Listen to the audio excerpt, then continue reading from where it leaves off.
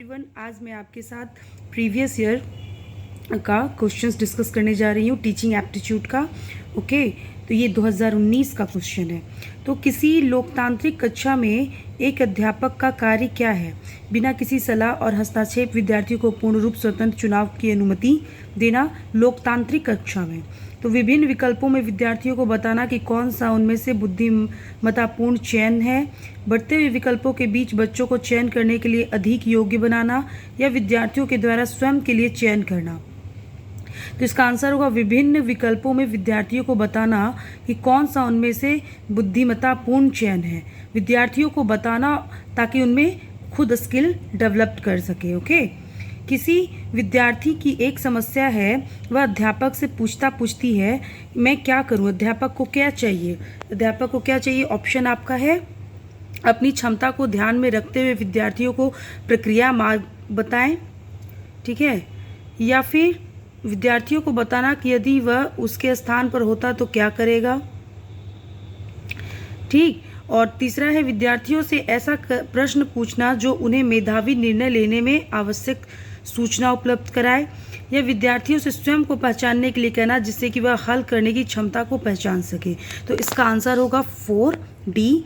ठीक है, विद्यार्थियों से स्वयं को पहचानने के लिए कहना, जिसमें इसका आंसर हो जाएगा आपका D कि वह खुद उनमें एक स्किल डेवलप करना पड़ेगा ना, उनमें कैपेबिलिटी डेवलप करने के लिए टीचर्स को तो यही होता है ना कि उनमें स्किल डेवलप कराए, वो डायरेक्ट नहीं बताना चाहिए। तो देखिए मोस्टली जो क्वेश्चंस आता है ना वो तो स्टूडेंट बेस्ड होता है या फिर टीचर्स बेस्ड होता है उसका आंसर। तो नेक्स्ट क्वेश्चन है, आगे के क्वेश्चंस में उस पर हम लोग डिस्कस करेंगे कैसे होता है। योजना समूह की सर्वश्रेष्ठ व्यक्त राय है कि यह किसी व्यक्ति के पहल और नेतृत्व का प्रोत्साहन करे। योजना समूह वह व्यक्तिगत मतभेदों की समस्या समाप्त कर देता है। यह बच्चों को अपनी क्षमताओं के अधिकतम उपयोग के लिए प्रोत्साहित करता है या इसे स्वीकारने अथवा नकारने के लिए और अधिक जांच करता है। तो योजना समूह का सर्वश्रेष्ठ व्यक्त राय यह है कि यह बच्चों को अपनी क्षमता को अधिकतम उपयोग के लिए प्रोत्साहित करता है। ठीक है, इसका आंसर भी सी होगा। ठीक है, स्टूडेंट्स के प्रोत्साहन है इसका आंसर। स्कूल पर्यवेक्षक के प्रभाव का आकलन उनके अनुसार किया जाता है। ठीक है, अधिक से अधिक समुदाय को संतुष्टि, अधिक से अधिक व्यक्तिगत संतुष्टि, कक्षा दुर्व्यवहार में कमी या शिक्षक के लक्ष्यों के प्रति अधिक से अधिक छात्रों की प्रगति। तो इसका आंसर भी डी है, शिक्षा के लक्ष्यों के प्रति अधिक से अधिक छात्रों की प्रगति। शिक्षा का सबसे महत्वपूर्ण कार्य क्या होना चाहिए? तो शिक्षक का सबसे महत्वपूर्ण कार्य क्या होना चाहिए? छात्रों के विकास पर पूर्ण ध्यान देना, जब भी आवश्यक हो उपचारात्मक सहायता प्रदान करना, बी तो बिल्कुल नहीं है। प्रभावी शिक्षा प्रदान करना, कक्षा में व्यवस्था को और अनुशासन बनाए रखना।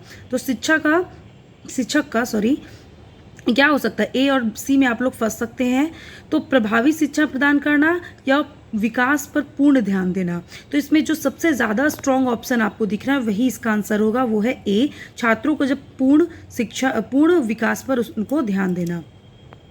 ठीक है, नेक्स्ट है जैसे कि कक्षा में लागू होता है, अभिप्रेरण में शिक्षक की भूमिका अनिवार्य रूप से एक विषय है, फिल द ब्लैंक्स। तो बच्चों में आवश्यकताओं को जागृत करने का, जागरूक और चेतना विद्यार्थियों की ऊर्जा को रचनात्मक दिशा की ओर प्रवाहित करने का, नई रुचि पैदा करने का, या उसके साथ आकर्षक प्रोत्साहन देता है हो जो छात्रों को पहुंचाने में। ठीक है, तो जैसे कि कक्षा में के लिए लागू होता है, अभिप्रेरण की शिक्षा की भूमिका अनिवार्य रूप से जागरूक और चेतन विद्यार्थियों को रचनात्मक दिशा की ओर प्रवाहित करने का विषय होता है। तो इसका आंसर हो जाएगा ऑप्शन बी। ओके, नेक्स्ट है अध्यापक का मुख्य उत्तरदायित्व है शैक्षिक अनुभव की योजना बनाना, अभिभावकों के साथ संबंधों को बढ़ाना। अध्यापकों का मुख्य उत्तरदायित्व क्या होना चाहिए? अध्यापन के तरीकों के साथ प्रयोग करना या प्रशासकीय नीतियों को लागू करना। तो इसका आंसर हो जाएगा सी, अध्यापन की तकनीकों का साथ प्रयोग करना। ठीक है, सी हो जाएगा। कक्षा अनुशासन के प्रति उन्मुख होना चाहिए। ठीक है, सामाजिक अनुरूपता, बी है व्यक्तिगत और सामाजिक समायोजन, आत्मनिर्भरता, या फिर हो जाएगा स्वीकार्य अच्छा व्यवहार। तो इसका आंसर हो जाएगा व्यक्तिगत और सामाजिक समायोजन के प्रति उन्मुख होना चाहिए। निम्नलिखित में कौन सा कथन इसकी पुष्टि करता है कि विद्यालय को सामाजिक उत्थान में अग्रगणी होना चाहिए? ठीक है, तो विद्यालय की प्रगतिशील कार्य।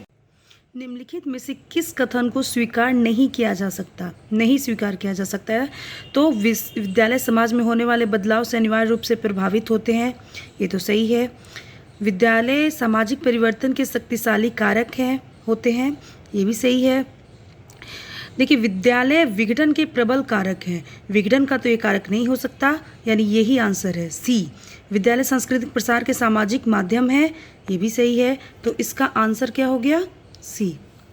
निम्नलिखित में से कौन शैक्षिक अवसरों की समानता की भावना के विरुद्ध है?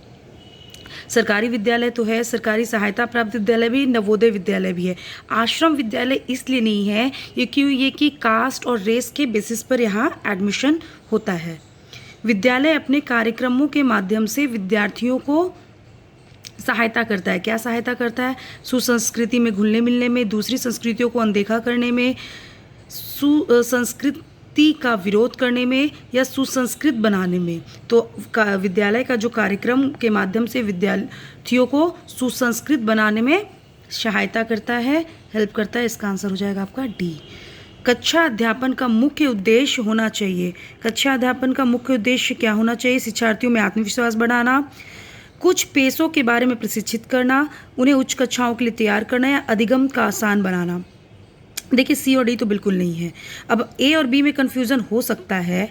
तो देखिए, यहाँ पे लिखा हुआ है कुछ पेशों के बारे में प्रशिक्षित करना। तो अगर मान लीजिए कुछ पेशों के लिए प्रशिक्षित करेगा और बच्चा वो पेशा करना ही ना चाहे, उसमें वो स्किल ही ना हो, तो आत्मविश्वास, इसका आंसर हो जाएगा आत्मविश्वास बढ़ाना। अगर आत्मविश्वास बढ़ा रहेगा, और आत्मविश्वास आता कहाँ से है? जब आप में कुछ होगा, कुछ मेरिट होगा, कुछ ज्ञान होगा, कुछ उस तरह का स्किल होगा, तभी तो आत्मविश्वास आएगा। तो सबसे जो इम्पॉर्टेंट होता है वो बच्चों का आत्मविश्वास बढ़ाना होता है। ए हो गया। विद्यालय के शैक्षिक वातावरण पर विपरीत प्रभाव पड़ सकता है यदि हमेशा शारीरिक दंड दिया जाए, शिष्यों के दीवार पत्रिका लिखने के लिए प्रेरित किया जाए, या अध्यापन के नई विधियों का प्रयोग करने के लिए स्वतंत्र छोड़ दिया जाए, बार बार अध्यापन अभिभावक संघ मीटिंग हो। तो इसका आंसर ए ही है। ठीक है, विपरीत प्रभाव कभी पड़ेगा? जब उन्हें शारीरिक दंड हमेशा बार बार दिया जाए। और ये इस पर तो एक अब लाभ भी बन चुका है कि आप शारीरिक दंड बच्चों को नहीं दे सकते हैं, दूसरे तरीके का दंड इन्हें दिया जा सकता है, बट शारीरिक दंड देने पर अब एक नियम कानून बन चुका है। ओके, अब नेक्स्ट क्वेश्चन है आपका, नेक्स्ट वन है आपका, आपके दृष्टिकोण से विद्यालय में खेल क्रियाकलाप मनोगामक विकास के लिए आवश्यक है? साधारणतया समय नष्ट तो नहीं होता। विद्यालय का भारी भरकम दिनचर्या के चलते आवश्यक नहीं है, ये भी गलत है। उपरोक्त सभी, ये तो बिल्कुल गलत है। तो पहला इसका आंसर हो गया आपका ए। ओके, मनोगामक विकास के लिए बहुत ज़रूरी है। Sports is very very important for all, not for only student. सबको खेलना चाहिए, इससे रिलैक्स भी महसूस होता है, सीखते भी हैं। ठीक है, बॉडी फिटिंग भी होती है। एक शिक्षक का कार्य है विद्यार्थियों को स्वाध्याय में सहायता करना, विद्यार्थियों के अध्ययन के लिए प्रेरित करना, ठीक है, अध्ययन के अनुकूल वातावरण बनाना, या विद्यार्थियों को उनकी गलतियां बताना। गलतियां तो बताना बिल्कुल नहीं होगा।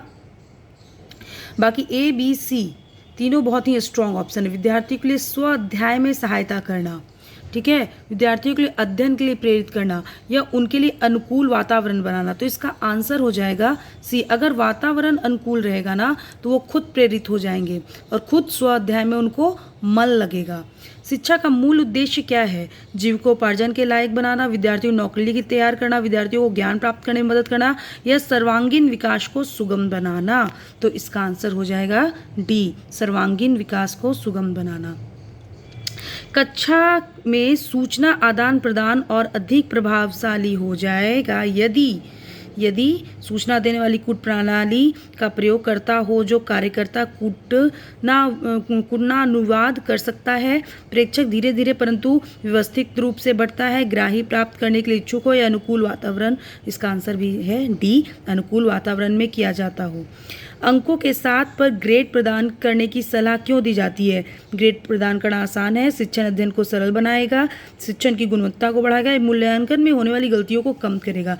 तो ये मूल्यांकन में होने वाली गलतियों को कम करेगा। ओके, इसका भी आंसर हो जाएगा डी। अभिरुचि परीक्षण प्रयोग किए जाते हैं। अभिरुचि परीक्षण प्रयोग किए जाते हैं सफलता को मापने के लिए, प्रवीणता को मापने के लिए, किसी कार्य में सफलता को बताने के लिए या क्षमता को नापने के लिए। तो इसका आंसर भी आपका क्या हो जाएगा? डी, अभिरुचि परीक्षण प्रयोग किया जाता है क्षमता। नेक्स्ट क्वेश्चन है हमारा, वार्षिक परीक्षा प्रणाली में उत्पन्न होने वाली अनावश्यक मनोवैज्ञानिक परेशानियों से बचने के लिए हमें प्रयोग करना चाहिए। क्या प्रयोग करना चाहिए? केवल आवर्ती परीक्षण, शोधक मापदंडों सहित आवर्ती परीक्षण, दूसरे विद्यालयों के लिए अध्यापकों द्वारा परीक्षण, ये बिल्कुल गलत है। किसी भी तरह का परीक्षण नहीं, ये तो और गलत है। केवल आवर्ती परीक्षण, ये भी गलत है। शोधक मापदंडों सहित आवर्ती परीक्षण, इसका आंसर हो जाएगा आपका बी। ठीक है, शिक्षार्थियों में वैज्ञानिक दृष्टिकोण को अच्छे तरीके से विकसित किया जा सकता है। कैसे विकसित किया जा सकता है? तो इसका आंसर हो जाएगा तथ्यों को जांचने परखने के बाद ही स्वीकार करना सिखाकर, इसका भी आंसर हो जाएगा डी। एक अध्यापक को कक्षा में अपनी आवाज़ कैसी रखनी चाहिए? ऊंचा, धीमा, सामान्य? तो आंसर इसका हो जाएगा सामान्य। ये सब तो बिना पढ़े भी आप लोग टिक कर लेंगे आराम से सोचकर। किसी विद्यार्थियों के गलत जवाब को निपटारे के लिए निम्न में से कौन सा कार्य करना होगा? तो विषय वस्तु को दोबारा व्याख्या करनी होगी, बच्चों को बताना होगा उनका उत्तर गलत है, दूसरे बच्चे को सही उत्तर बताने के लिए कहना होगा, व्याख्या करना और दोबारा उत्तर देने का मौका देना। तो इसका आंसर भी दोबारा उसको मौका देना होगा, डी। एक अध्यापक अधिक प्रभावी हो जाएगा यदि विद्यार्थियों ऊंचे अंक प्राप्त करेंगे, अध्यापक अच्छी सहायक पाठ्य सामग्री का उपयोग करता है, वह शिक्षार्थियों को पढ़ाने में निपुणता प्राप्त करने में सहायता करता है, या बच्चों द्वारा पूछे गए प्रश्न पूछने में सहायता करता है। तो उसको आंसर हो जाएगा वह शिक्षार्थियों को पढ़ाई में निपुणता प्राप्त करने में सहायता करता है। ठीक है, कैसे निपुण हो जाए? एक अध्यापक अधिक प्रभावी हो जाएगा यदि वह शिक्षार्थियों को पढ़ाई में निपुणता प्राप्त करने में सहायता प्राप्त करता है। ओके।